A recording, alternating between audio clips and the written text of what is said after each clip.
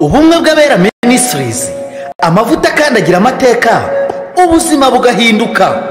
Mu iyerekwa ry'umushumba Rivera Ntambabazi Jean Baptiste, ubwo yasengaga Imana yamuhishuriye abantu benshi batsikamiwe n'amateka mabi, imuha amavuta ngo ugende uyasuke kuri bariya, ubuzima buhinduke.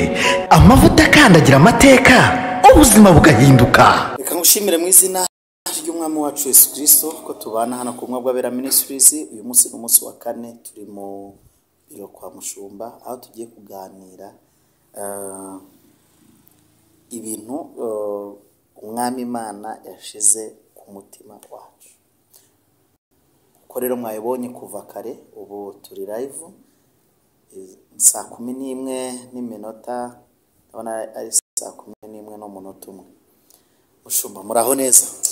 Imana iguhe umugisha mu izina rya Yesu. Ndaho ndashima Imana kandi ndigira uyu munsi iza kugenda neza. Imana iguhe umugisha. Hagati aho rero nsuje abantu bari burengerazuba, Burasirazuba, Amajyepfo n'Amajyaruguru, umujyi wa Kigali na gatandatu y'abadiaspora, abantu bose b'ubumwe bw'abera MINISTRIES, abatwishimira, babandi bifuza yuko ubumwe bw'abera MINISTRIES yatera imbere. Imana y'amahoro nibaho umugisha kandi nibishimire. Mbakiriye kuri live ubwo ngiye guceceka, ubundi nkagenzura gahunda na porogaramu kugira ngo umushumba ijwi namaze iminsi baturega ko ijwi riri hasi, ariko uyu munsi ngiye kurwana naryo mushu ku buryo rizamuka. Ariko kumva ko nayo ntangiye guturagurika, ngiye kurizamura rero ndigeze hahandi nabo ubwabo bishimira. Imana y'amahoro rero ibaho umugisha. Umuntu wakoze subscribe, umuntu wakoze like, umuntu uri buze kwandika turamusubiza muri comment, kandi Imana y'amahoro ikomeze ibane namwe kandi bishimire. Ibaho umugisha abantu mushaka gusengerwa, ariko by'umwihariko iyi live ikirangira muhite mwakura mushumba akiri muri aya mavuta ahita basengera mu izina rya Yesu. Amen. Turagushimye Imana yacu, turaguhimbaje kutwemereye kuba hagati muri twege kuri uyu munsi wa none, umunsi wo kuwa 4 aha mu saa 11, aho dutangiye uno murimo mwami, twizera kuri Imana iri mu ruhande rwacu, aho tugiye kuganira kuri Karande n'imivumo n'uburyo yasenyuka no gusengera no kubakorera Deliverence no kubafasha muri byose. Reka mwami Imana umutekinisiye umufashe, abicana bagiriye neza, nanjye mwamufashe kugira ngo n'abagiye kumva bose bakira amagambo y'ubwenge n'imbaraga ndetse n'amagambo akora ku mitima, ndetse abantu bagahinduka bakakira ubuzima, kuko tuzi ko hariho benshi bagiye babohoka kubw'iyi ministeri umwe bw'abera MINISTRIES, bagiye babohoka bakagenda bagera kure, bakagira imbaraga, bakagwiza imbaraga. Bose bagiriye neza, turasenze twizeye tubyambaje kubwa Yesu Kristo. Amen. Ndabashuje cyane rero mwe mwese mudukurikiye kumwe bw'abera MINISTRIES. Cya kiganiro cyacu umukozi w'Imana aravuze ngo agiye kugerageza amajwi, ariko ni hahandi n'ubundi. Reka mvuge ngo n'ubundi ibyuma bikwiriye, mikrofone ikwiriye, kamera zikwiriye, ibintu byose biri wowe bidufitiye. Isaha nigera uzabitekerezaho kandi twiteguye kubyakira, cyane ko niba warahembukiye kumwe bw'abera MINISTRIES ugahembuka itaraba ministeri ku mugaragaro, uyu munsi ikaba ari ministeri ushaka kwibamo, dukeneye kubakorera ibintu byiza. Imana ibaho umugisha. Ntabwo tuzashyira urutonde rwo kwitanga, ahubwo uzabitekereza ukora uko ushaka kandi Imana izakugirira neza. Tumaze igihe tuganira ku ijambo ryitwa umuvumo cyangwa karande. Ibi bintu mpora bibaganirizaho rimwe na rimwe, gusa ndashimira abantu b'i Burundi, ndashimira abantu bo mu bihugu bitandukanye batangiye kumenya neza yuko ikibavuna ari ikibicayeho, ikibagora ari ikibicayeho, kuko burya umuvumo na karande bigira ingata nini ikwicara, kuko maze bakagerekaho ibintu byose, ugasanga umuntu yatangiye gusinda, kuzengera se, kuba mu buzima bumugoye, ariko rimwe na rimwe atari ubushake bwe, ahubwo atazi impamvu iyo ntimubaho. Akaba ari umuntu uri gusenga, ari kwinginga Imana, ndetse ntasiba ubutayu, ntasiba kwiriza, akora amakesha, yaranasengewe banamusana amavuta, ariko agasanga toujours aracyarwana na bya bintu ahora arwana nabyo. Rero uyu munsi wa none ntabwo nshaka kuvuga ku muvumo gusa nk'ibisanzwe, ahubwo ndavuga ngo uruhererekane rw'umuvumo n'uburyo umuntu akwiye kuwusenya. Navuga ngo ni breaking generation circle breakers. Ni ubundi uza kuwusenya, uza kuwumenya urwo ruhererekane n'urwo ruziga. generation ngo uri gutuza kugira ni gutuza kwiva muri ikintu ngo ruhererekane biraza gutandukana gute. Ubundi nagira mubwire yuko buriya icyo twita generation circle ubundi akenshi bishingiye ku myaka 100. Usomye imigani neza y'ijambo usomye muri Zaburi ngira ngo 99 ngo hazagaragara aho yavuze ngo nubwo tumara imyaka yacu ngariko n'umubabaro ntawe ugera ku 100. Usanga muri 86 usanga muri 90 usomye imyaka yose ariko uzasanga buri gihe bifata ikinyejana mu yandi magambo nkuko nanjye uyu munsi maze kumara ikinyejana wongeyeho imyaka nawe sinamaze kurenzaho ndashimira Imana. So rero mvuga ngo iyo sako ya generation no buryo ni rwa ruziga rw'uruhererekane rugenda ruko kandi muri iyo myaka 100 uzasanga umuntu utarakenyutse nubwo yapfa imyaka 70 yaramaze gusiga abana afite n'abuzukuruza wa wundi akagenda abandi bajyamo. So rero ni ibihe bintu bine umuvumo ukunze gukoreramo kandi umuvumo ukunze kwiyerekanamo.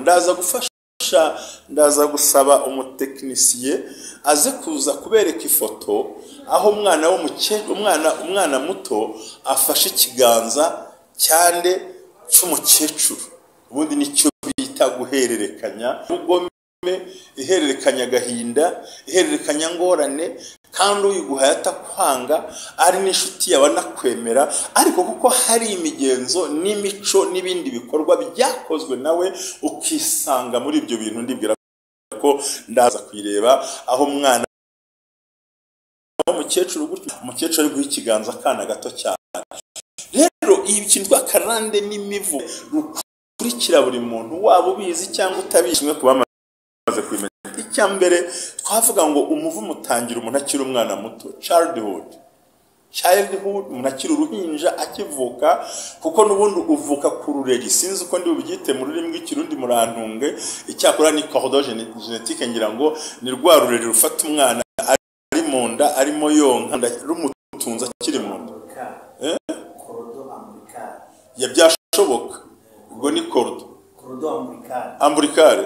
Okay, sawa, aramfashije hirya yanyu ariko ngira ngo nabyite byose. So rero ibyo umwana yayifite aho ngaho nahabikomora. Noneho muri childhood umwana umutangira kumwataka mutabiza barwara kano kanya. Ikindi cya kabiri ni mu gihe cy'urubyiruko umuntu akuzeho kari umuntu ukuze rwose usanga mu myaka ya 13 kugera kwa myaka 25 cyangwa aho ngabasha gushaka nabita ngo ni urwego umuntu abakirimo.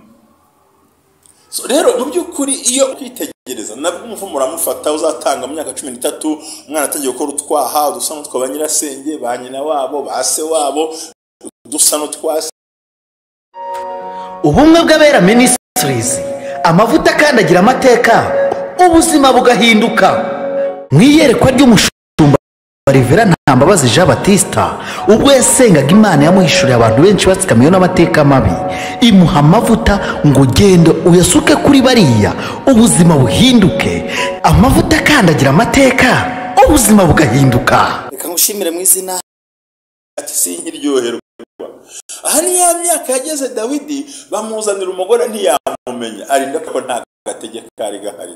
Iyi ni ya myaka Imana yabwiye Aburahamu ngo nzaguha umwana, ati Imana wabyihoreye ukazamura ugakuza Ishumayeli ko nubundi icyonzi cyo kumugora ashane nshaje. Iyi ni ya myaka Imana yabwiye umutambyi agiye gutamba ko wa muntu we ugiye kubyara umwana w'umuhungu.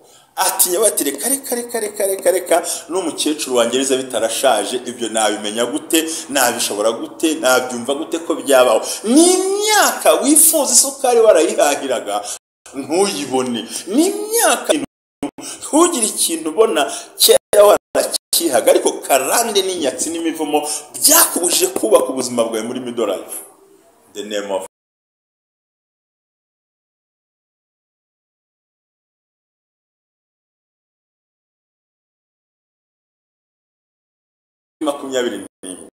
kugera ku myaka 55 wenda kwinjira mu gihe cya pansiyo. Aho niho umuvumo na Karande byihambira bikaguhagurukira, gacuruza ugahombo, kiga bikango, ukaryama na diplome, ukaryama na metirize, ukaryama n'ubushobozi, ukashakisha ukajya mu nsengero isengesho ukihana ukajya mu nsengero bakagusengera ariko ukabona biranze igikuta kikuryamye hejuru ko twicwa n'ibituri hejuru ntitwicwa n'ibyo duhagaze hejuru.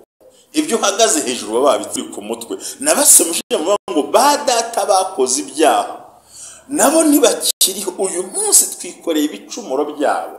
Inkwi tuzibona twarushye, tubona amazi twahaza amagara, ibyo kurya tubibona twiyushye kuko inzara yatwokamye. Nta mahirwe dufite, nta basaza bakicara ku irembo. Childhood, not sorry, ingi muri middle life cyangwa se ubuzima bwo hagati. Ni handi umuntu agera mu myaka 50 akumva isi iramusize, nta nzu, nta bana biga, nta mibereho, uricaye ahantu ahubwo urumva cyarusoka intimba gutimbagura mu gihorihori, wumva ute nzabigenza gute, nzabigira gute, ukabona abana baragucaho ugasanga biciye bagenda, ugasanga nubashobora n'ayafite. Karande ntikubuza kwiga, ntikubuza gucuruza, ntikubuza guhinga, ntikubuza kubyara, ntikubuza kujya mu mahanga. Karande nta kintu ikubuza, ahubwo ikikubuza uzagera aho ugiye ariko ntuzatunga icyo ushaka gutunga, uzahora uri munsi y'ikiganza kibi kirwanya amasezerano yawe. Bavandimwe, utagutinda kuri childhood, utagutinda kuri middle life. Ahantu ubuzima utangiye kujya mu buzima bwo hagati, ugerageza wideprasa, utega indege ujya mu bindi bihugu, ujye gushaka ubuzima, ujya gukenera imibereho, ujya gukenera ibikoko bigutunga, aho hose ntabwo umwanzi na karande bizakubuza kugenda. Karande ntiyakubuza viza. Icyo ishaka ahubwo ni ukujya guhura na karande muri Amerika, ni ukujya guhura na karande muri Canada, ni ukujya guhura na karande muri Kigali. Ntiyakubuza kuva Icyangugu mu burasirazuba cyangwa mu burengera bwaryo n'amajyaruguru n'amajyepfo, ntabwo byakubuza rwose. Oya, ntabwo byakubuza.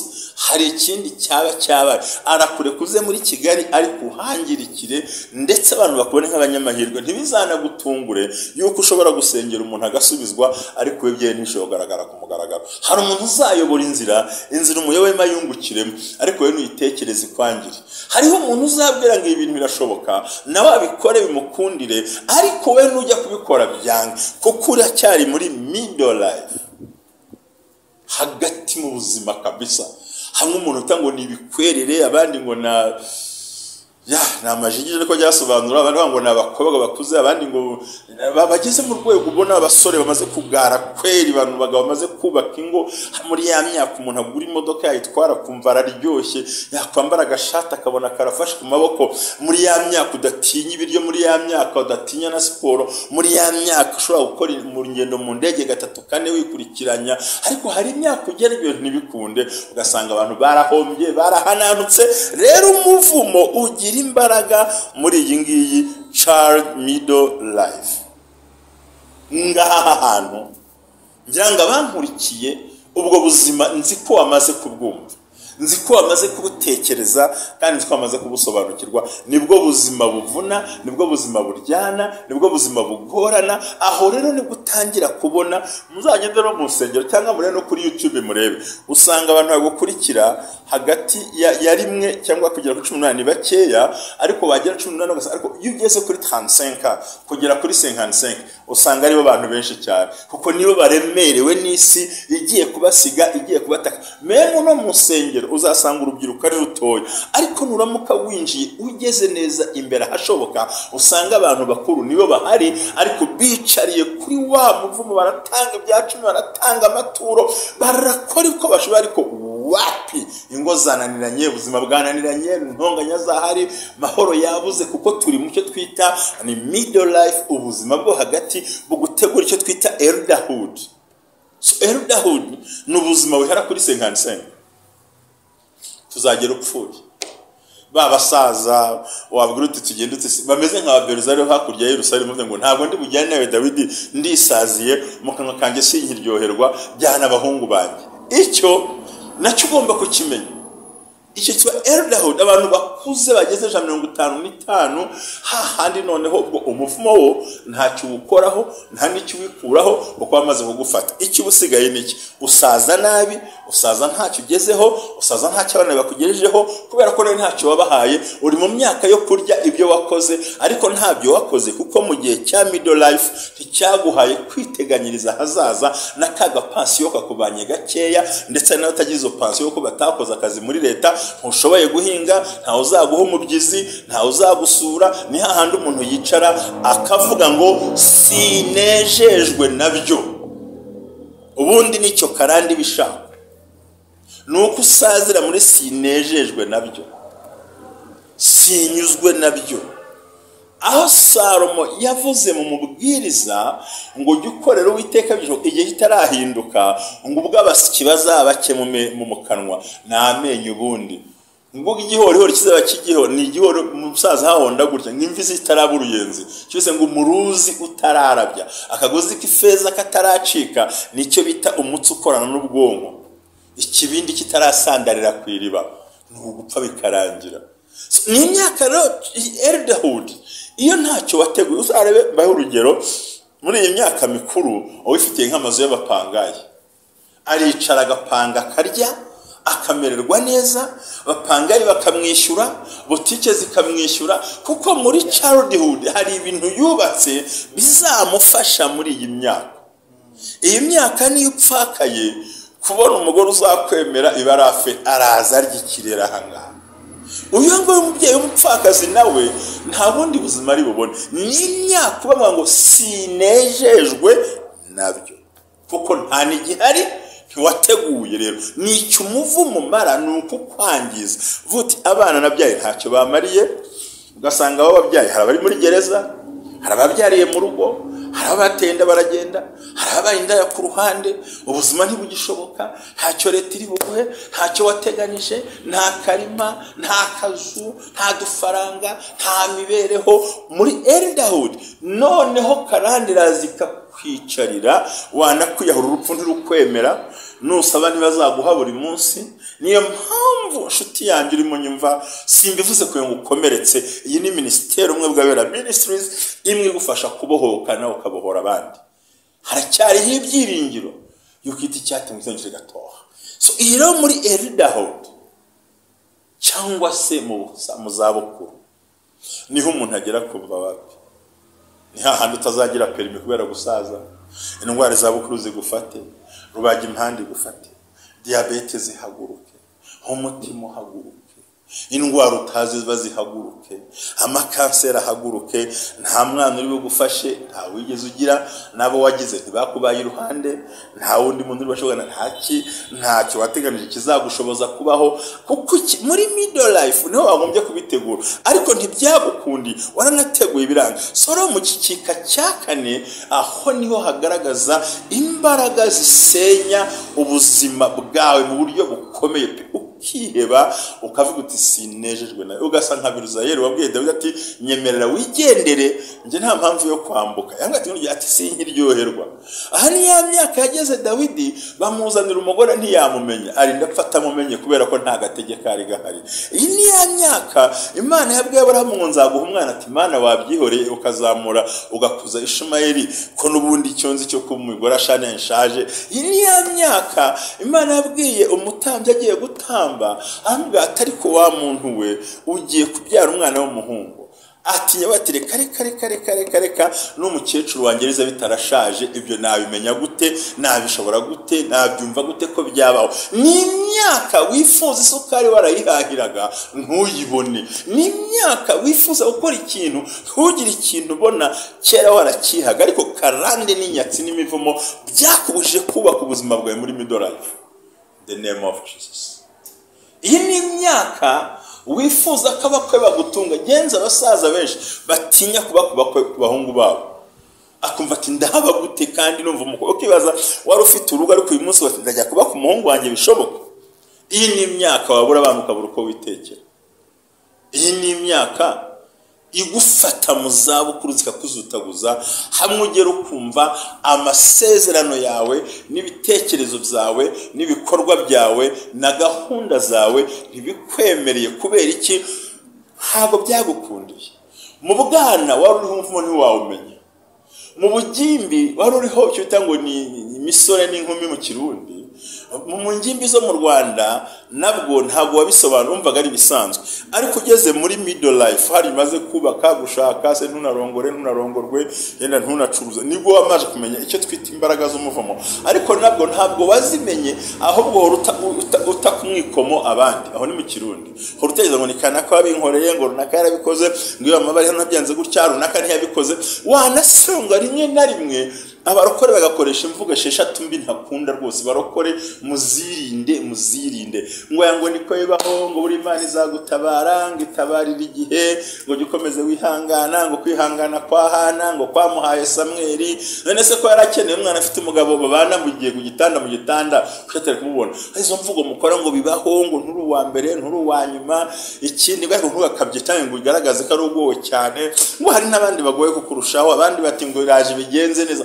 hari utuntu mwubaka mvuze ibintu bibi na byonyine gusa, hari ibindi navuga ejo bundi mukazantera amabuye mumbonye, ariko ndabivuga ntacyo bintu amabuye ntacyo ntwara, kuko amabuye uteye umuntu ntabwo yashyira kure. burya shitani yarunda hafi yo kuyo nazongera gukubite n'ibintu bisanzwe.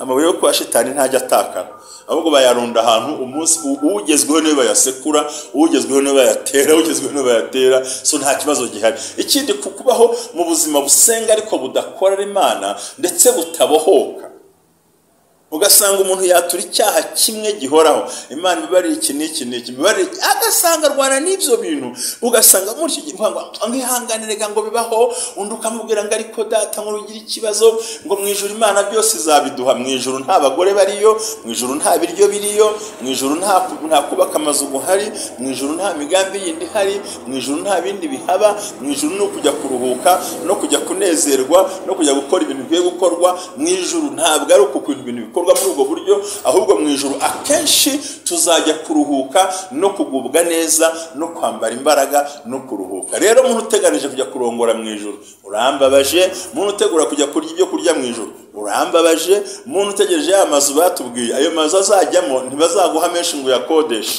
ayo mazu ni ukubana na Kristo yarateguye, ni umunezero Imana yaduha. bantu munkurikiye, numva ntinya ngo kumusaraba biranagana. ku musaraba nta kintu kinaganayo. ku musaraba hariho Yesu wambaye urubindo, ava amaraso adupfira ku musaraba.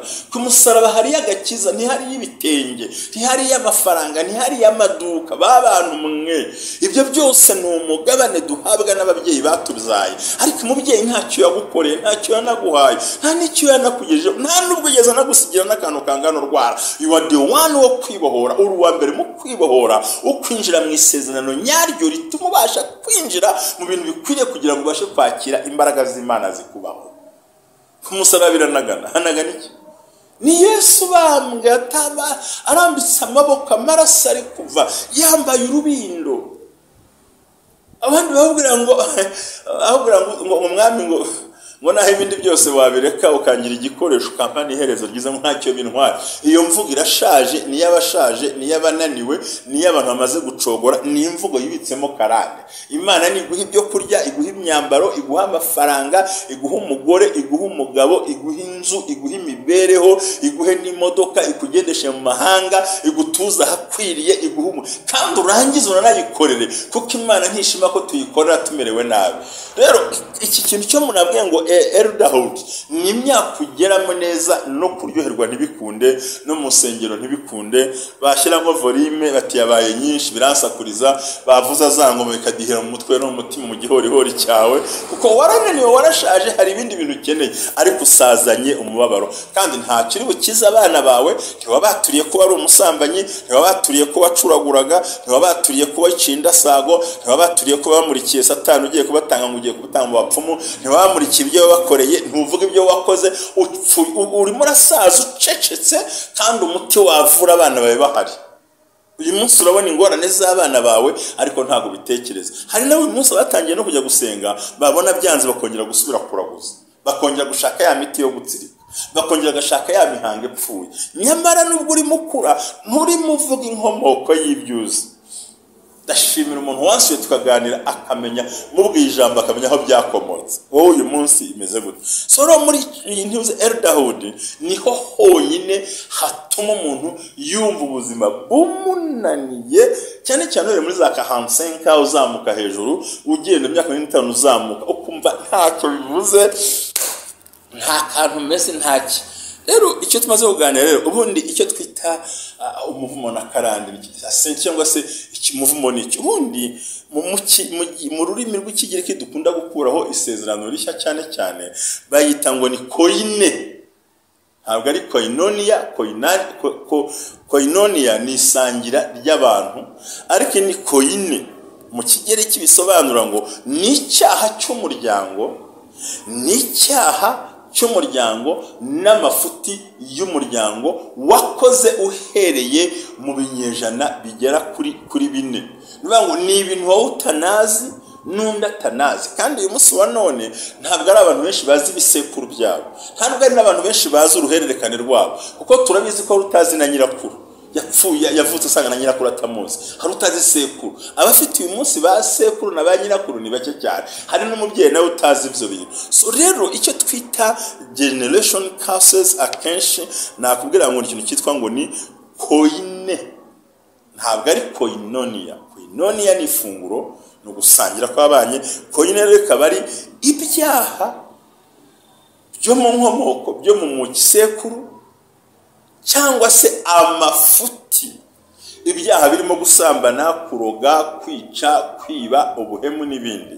Hakabamo n'amakosa arimo gusenga ibigirwamana, guterekera, kubandwa n'ibindi byose abantu bakoraga bigendera imihango ya kera. So bikitaro ko ari ibyaha n'amafuti y'imiryango yakoze mu myaka igera ku 100 mbere ho gato 400 ugenda uzamuka. Rero uyu munsi turwana n'ibyo tutanazi, turwana n'utazo bituruka, turwana n'imbaraga zitari nziza, turwana n'imyuka mibi iduhaguruka ariko ifite inkomoko yo kure. Ngira ngo muri gukurikirana, Imana ibampera umugisha kandi Imana ibagire neza cyane. Aya ni amagambo uri kumva rero, wikwirwanya, wikwiyahura, wikwihemukira, wikwivunagura, wikwisenya, wikumva ko wananiwe, ahubwo ndagira ngo wambarane imbaraga na Ntambabazi Jean Baptiste hano ku bumwe bw'abera Ministries, ubwire ngo haracyariho ibyiringiro, kuko uyu munsi dukora live turagufasha kukubohora no kugusengera direct nyuma yo kutuzagwa tumaze kusoza ikiganiro, ko ntabwo mwaduna tugusubize ngo bidukundire kandi mutangire mwiyandikishe tukubwire icyo ukwiye gukora. Wikwihemukira, haracyariho ibyiringiro, kuko nubwo ari amakosa n'iki byose ni hamwe banavuze ngo ba data bakoze ibyaha natwe ntibakiriho, twikoreye ibicumuro byacu. So rero uranywa amazi uvunitse, urabona inkuvunitse, ibintu byose urimo urarwanya intambara zikuruhije, ariko amavuta y'Imana arahari. Twavuze ngo amavuta akandagira amateka, ubuzima bugahinduka mu izina rya Yesu. Ndaguhamiriza ko nubwo byabikomeye gute bigomba kuvaho bikarangira, kandi ukumva urabohotse kandi Imana ikagutabara neza. So nari mbabwira ngo icyo bita ngo ni ancestral sins cyangwa se ancestral defaults, mvuga ngo ni icyo bita koine, K-O-I-N-E iriho accent grave, ariko byo babashyiraho max, ariko ntabwo ari uko bavuga mu Kigereki, ariko ni mu Gifaransa. Nuvuga ngo icyo bivuga ngo ni koi, ni ibyaha n'amakosa abatubanjije mu kubaho kwacu badukoreye batabizi, rimwe bazi ko ari n'imico bari gukina nayo, ariko bitugiraho ingaruka mu gihe nk'iki ngiki. Rero ni imitekerereze y'umuntu, itwikiriwe n'umurage n'amagambo n'imvugo n'iyatura jambo muvumo n'imvugo y'umuvumo, ariko umuntu atanabizi muri we ikaba ikubiye muri cya kintu kimeze nk'ako kuyo ufungiyemo, nuvuga ngo umeze nk'umuntu ufungiye mu kigunguru kinini ariko kirimo ibyo bintu byose, ntiwinyagambure. Gusa nta wakubona ko ufunze, umuntu yakubona ugenda, umuntu yakubona uhaguruka, n'umuntu yakubona ukomeza gukora ibyo urimo ukora. Hanyuma rero ni izihe ngaruka cyangwa ni izihe mbaraga z'umuvumo ku buzima bwawe? Imbaraga z'umuvumo ku buzima bwawe ni ubukene, ni indwara, ni divorce, ibiyobyabwenge, kubura abana bawe, kubura umuryango wawe, indwara z'uruhererekane zirimo diyabete, zirimo kanseri, zirimo n'imitima, byose birakomeza. Indwara z'uruhererekane harimo amasinozite, harimo imitsi, harimo gukenyuka, harimo kurwara ubuhumyi, harimo indwara zigenda z'uruhererekane ugasanga bose bagirishaza mu jisho, harimo uhora mu mibabaro buri gihe no kutagera ku kintu gikwiriye, gukenyuka, gupfusha, gukuramo inda, amadivorce. Izo nizo mbaraga z'umuvumo ku muntu uwo ari we wese.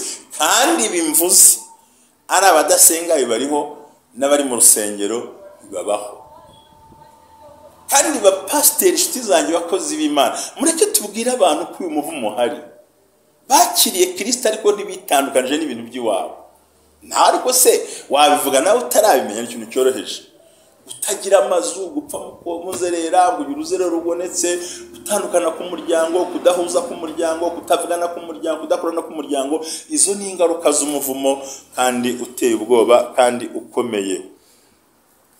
Aka kanya rero ndashaka ko dusoma irindi jambo, kuko numva ndi hafi gusoza.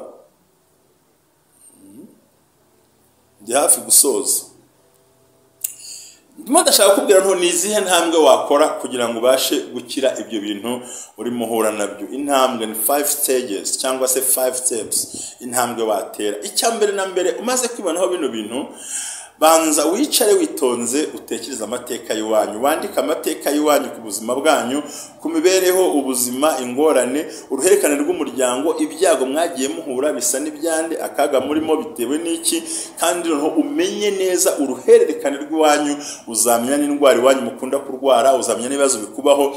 Numara kubibona uzahita ubyara guti wa ibintu biramba. Icya kabiri, sobanukirwa unahishurirwe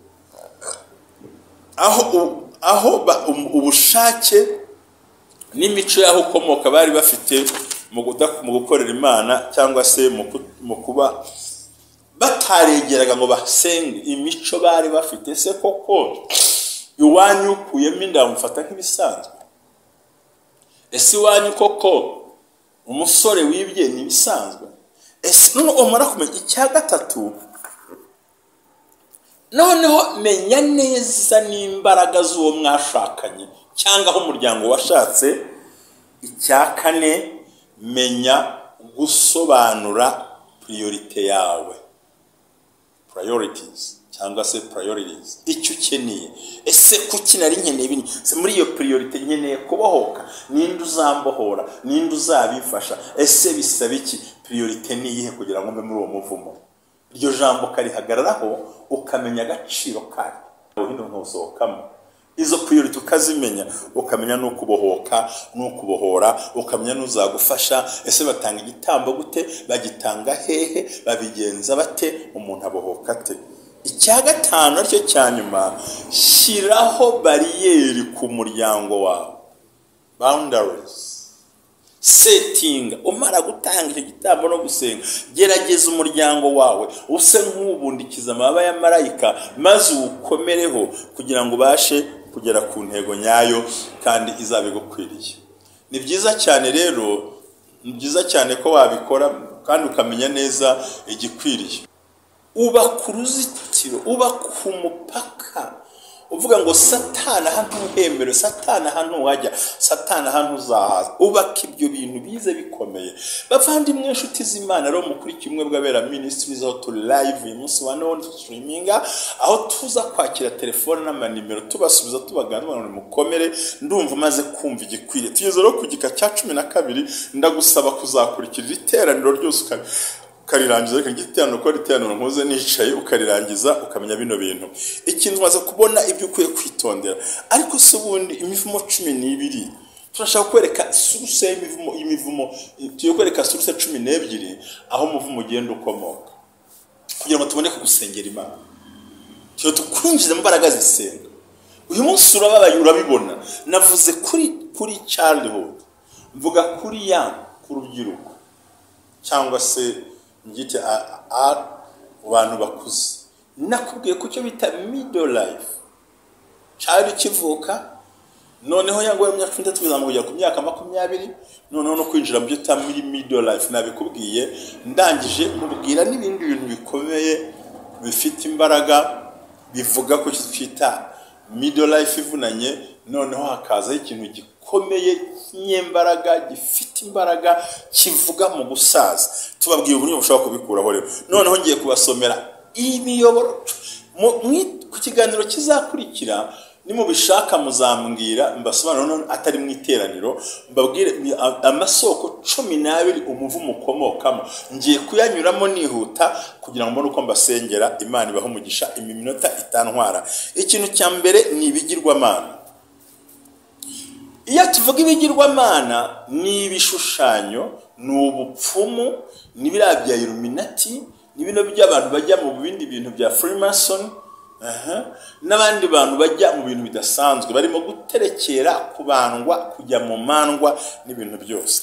Umuntu ushaka kubyumva akabimenya, kubera ko genda shaka ko musobanukirwa mwese bino bintu, nuvanga ikintu cya mbere gusenga ibishushanyo bigirwamana bisanga mu gutegeka 22 umurongo wa 15 no kuva ibice 20 umurongo wa 4 n'umurongo wa 5. Bivuze ngo niki? Nukuramya bya bishushanyo baraterekereye barabanzwe ibyo bagiye bakora byose, mwe mwisangamo zandasagwa abandi banywanye ku bandi. Icyo kintu icyo bita ibishushanyo kandi bikomeye bituma umuvumo nawe ugufata kandi ukakuza.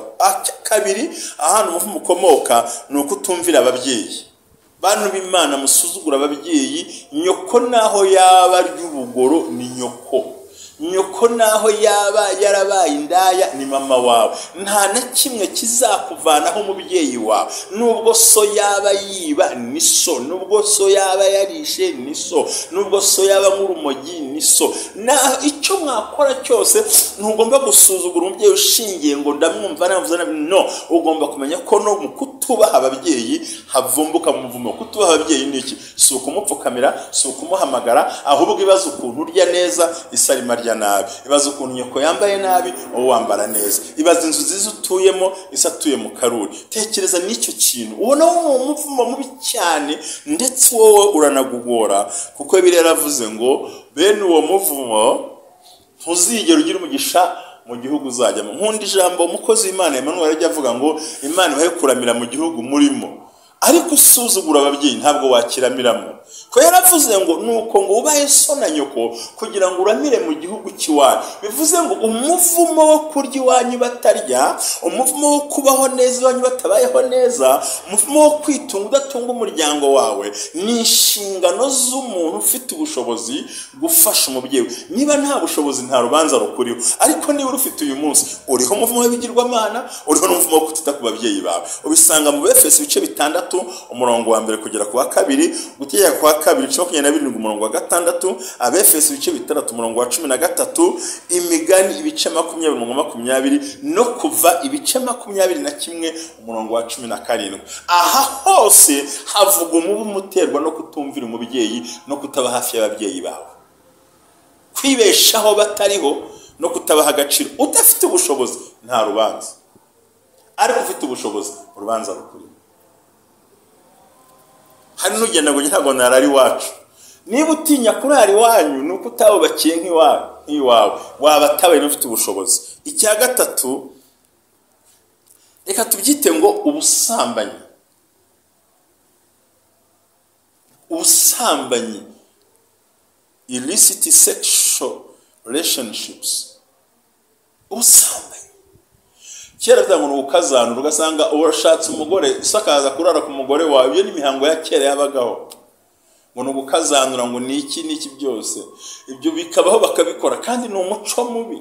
Hariho ubusambanyi. Ikindi icyitwa icyaha cy'ubusambanyi cyo kizana umuvumo umara imyaka 1000.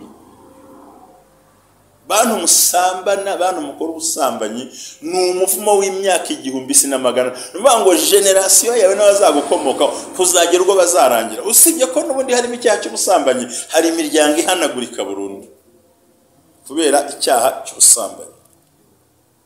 Iryo jambo naryo murishatse ntimwaribura, mwarisanga mu henshi barisobanura mu busambanyi, ndaza kuhaberekanaho. Ubusambanyi buhoraho, ugasanga abantu basambanyi bakiri bato ngo nukurya abana bakajya mu magete ngo baragira gute, barakora ibintu, abandi busambanyi bukazamuka bagasanga ntibutinya umusoro. Iki nacyo nuvumo ukomeye cyane, kandi rimwe na rimwe uzana akavuye mu buzima bwa muntu wese ubukora, kandi bukamugwa nabi. Rero Imana ikugire neza, kandi Imana igufashe uri kunkurikira. Ikindi nababwira, kutagira kwizerwa no guhora buri gihe utaba wa muntu kwizera ibigirwamana, kwizera abantu no gushyira confidence ku bantu kuruta kwizera Imana. Turasanga muri Yeremiya 12:5 n'Abaroma 3:20. Aha ni amagambo akubuza ngo ntukiringire umwana w'umuntu, ko kwiringira umwana w'umuntu gusa ntibigira imbaraga, ko akora ibindi bidasanzwe. Hanyuma ikindi kintu kiza mu buzima ni ukwiba, guhemuka no kwica no guhinduka umuhamya w'ibinyoma, false witness. Kwiba, kwica, ubuhemu na false witness, ibi nabyo ni indi soko y'umuvumo. Kwica, kwiba, kubeshya, gukoresha ibinyoma no kuba umugabo udakoresha ukuri. Icya karindwi cy'isoko y'umuvumo, umuvumo uzanywe n'abakozi b'Imana ku buzima bwawe.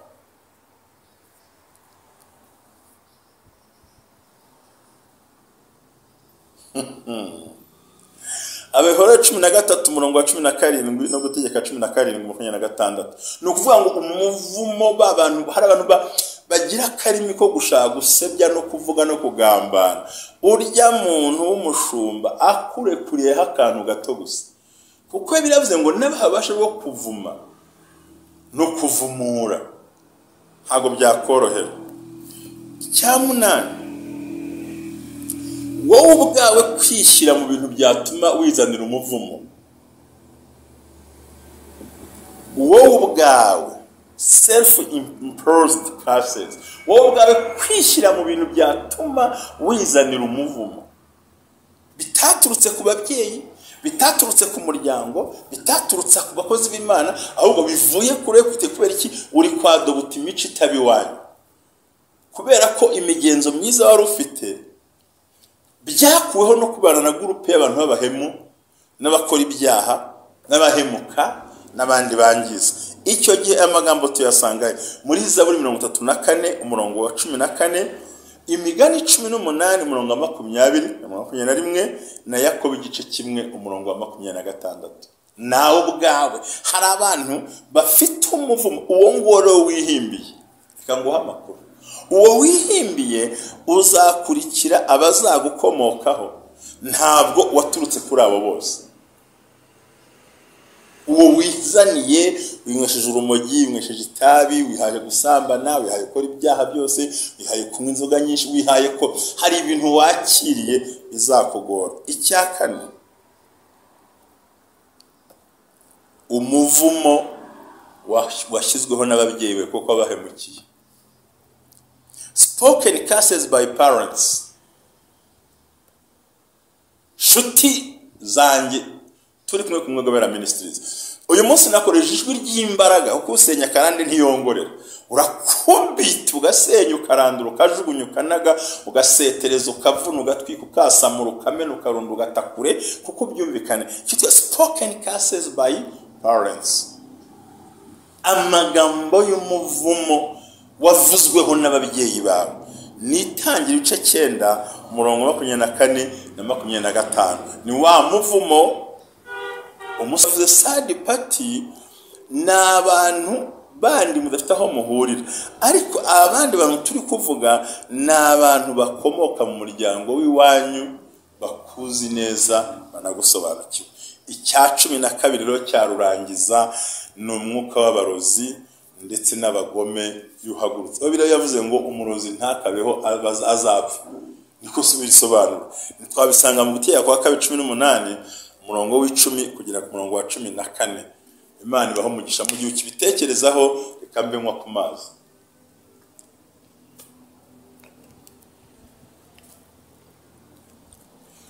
Uyu mwuka w'abarozi, uyu mwuka w'abagome, abacuragura, abakinda, gukinda mu Kirundi no gucuragura, twe gukinda mu Kinyarwanda no gufata ku ngufu, urumva ko indimi zitandukana. Abantu bakinda bose mu gihugu cy'u bacuragura mu Kinyarwanda, Satani yo paretingira muri aya masoko 12 kugira ngo yangize bwa buzima bwawe. Navuze ngo na amasoko y'imivumo yose. Noneho burya abagenti ba Satani n'abarozi n'abapfumu n'imiryango ya gishitani. Njashimira umuntu wamaye ubuhamya, nzamuhamagara rimwe tubona uburyo ukuntu yagiye mu gihugu baramubwira ngo iwabo ntabwo ngo Yesu ngo babonye atabashije kubakorera ibintu vuba, ngo bahitamo gukoresha ibitambo. Imana nubwo turi mu itano nkuvuze mu izina, bo mu gihugu ngo ati we ntushobora gucuruza ngo ukiri, kireka niwinjira mu muryango wacu. Bo bamena ibitambo kandi bakunda gutamba ibitambo by'ihene n'iby'intama, bagakata umutwe bakajyana ibitambo ku maraso bakajyana ahantu kandi bagacuruza bigakunda. Bo ntibanatinya no gutamba umuntu, baramubwira ati nutinjira mu muryango wacu tuzigera ucuruza. Ntabwo ari mu Rwanda, ari mu gihugu ntavuze ahangaha. Umugabo yaguze sima yose iruma, habura n'umugura nimwe. Ashinze alimentation byose birahomba, babura n'ubikora rimwe. Yarongeye yurira indege aragaruka. Kwa bati jewe ntabwo nawe ndasenze Imana. Abantu bavuze ngo Yesu nta kibakorera, bayobotse ibitambo. Nukuvuga ngo uyu umuntu agiye kugucuruza agomba gutamba igitambo cy'ihene, agafata amaraso akayajyana aho hantu, ubucuruzi bukagenda. Aravuga ati je napfukamiye Imana, mvugana n'Imana, ntabwo nakwinjira muri imihango ya gishitani. Arabireka aramanuka.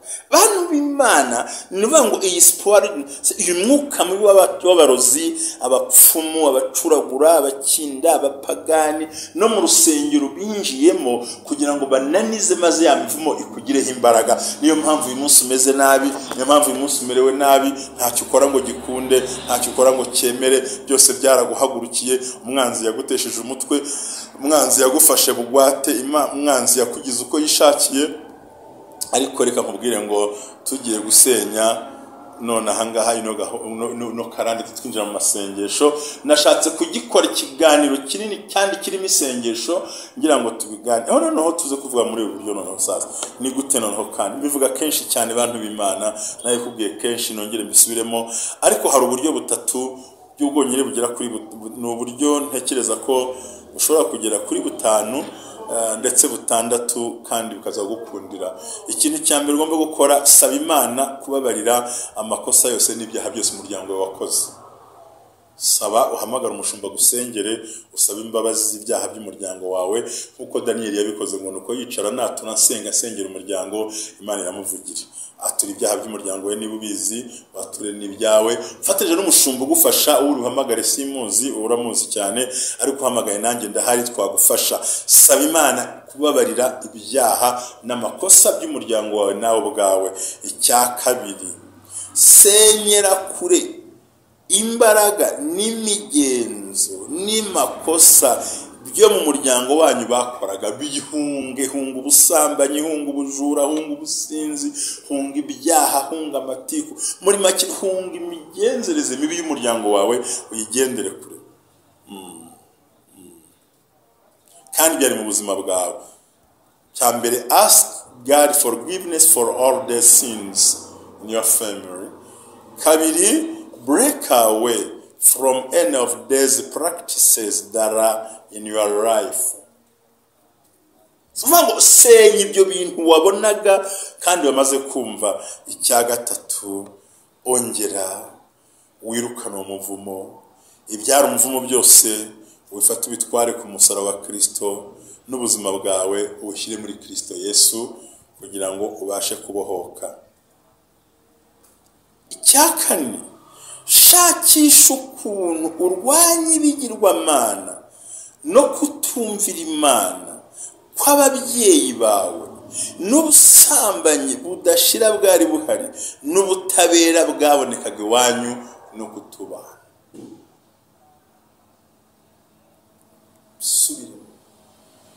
Shakisha, rwana n'iyo mico, rwana n'izo mvugo, rwana n'ibyo bintu byose no kutubaha n'ubusambanyi bukomeye ndetse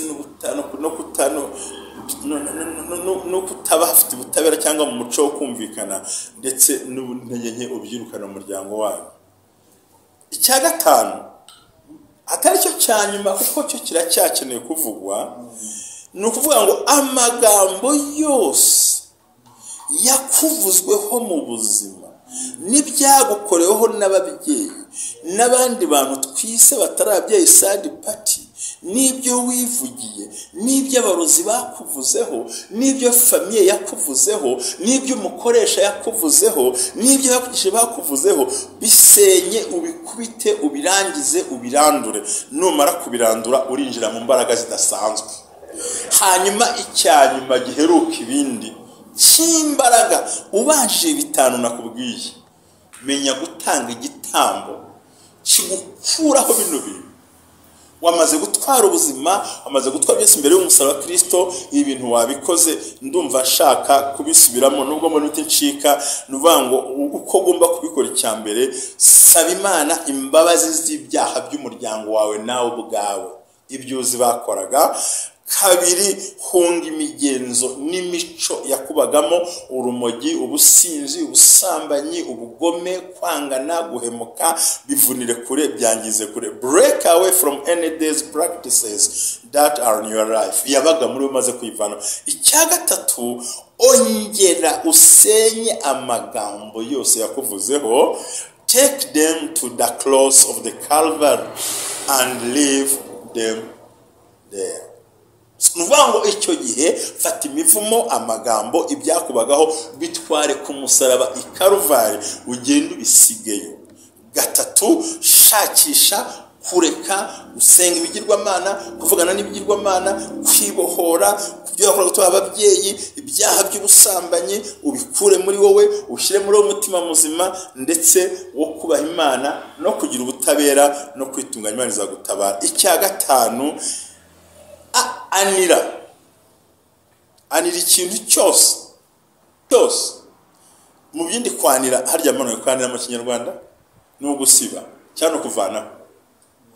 Anire no kuvanaho, hanagura, siba, efase, hanagura, vanaho imico yose, all types of word, ukuraho, and all types of word that have been spoken against your life, whether they were spoken by parents, third party, yourself, or spiritualist. Oh my God.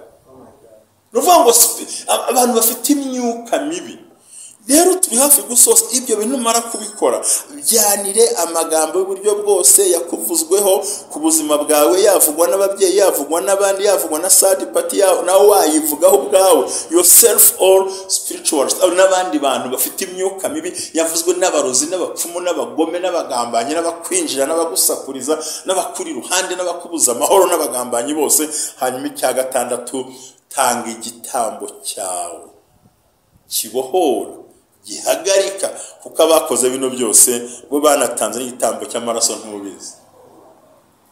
Imana ikugirire neza. Ibi bintu mbikubwiye nk'umuntu uhagaze ku maguru abiri kandi nzi neza ibyo nkubwira ko mbisobanukiwe. Data wa twese arabaho umugisha mu izina rya Yesu. Aha ni ku bumwe bw'abera, aho amavuta kandagira amateka, ubuzima bugahinduka. Muri ryahishurirwa Imana yanyeretse abantu bicaye mu mateka babi akabije. Imana irambwira ngo jyanira ijambo, jyana ayo mavuta basukeho, maze ubuzima buhinduke no bahindura ubuzima. Nyaboneka igitambo ntugakibagirwe mbere yo gutwara twagiye byose ku musaraba Karuvari, ku musaraba wa Yesu Kristo, maze ibindi hindukire umenye kubisobanura. Imana ibaho umugisha. Dushigaje iminota mike tugiye gusenga Imana, hanyuma muraza guhamagara, cyane cyane muze kwandika mutuvugishe, waca kuri nimero isanzwe yaza kuyibaha, ni nimero zigera kuri ziraza kuzibereka byose ntacyo bitwaye. Data wa twese Imana, ndakubwira ngo turi gusenga ntaratangira gusenga, nje ndimo ndabona. Haleluya, haleluya, haleluya, haleluya, Mana nziza, haleluya. Ndimo ndabona Imana ifata urwenda rw'umukara, mbona itwikurura bari bantu. Uyu munsi iri jambo nuryizera ukarisengeramo, ugahagarara muri ziriya ntambwe 5 nakubwiye, warangiza ugatanga itambo cyo ugahagarara ku mwanya ukagihagararaho tugasenga. Hari ibintu Imana igiye gukuraho kandi muzabona abantu Imana agikora ibitanga. Turagushimye Imana kumvise gusenga mu izina rya Yesu. Nirukanyiza imbaraga z'umuvumo, nirukanye imbaraga za Karande, nirukanye imbaraga z'uburyo bwose mu izina rifite imbaraga rya Yesu. Muri teraniro ndasenze, ndashwiragiza, ndahanagura, ndavunagura, ndavuma mu izina rya Yesu. Imivumo ya Karande yavuye mu miryango, yavuye mu bavandimwe, yavuye mu nshuti, yavuye mu baduhamagara, yavuye mu bandi, yavuye mu baturera, yavuye mu batubaje, batugize, batwadobuse byose mu izina rya Yesu. Mpagaze hano hantu mwami mu butware, mpabwa n'ijambo ry'Imana, mpabwa n'amasezerano y'Imana muri ministere dokoli ya bone fondrara basiketa.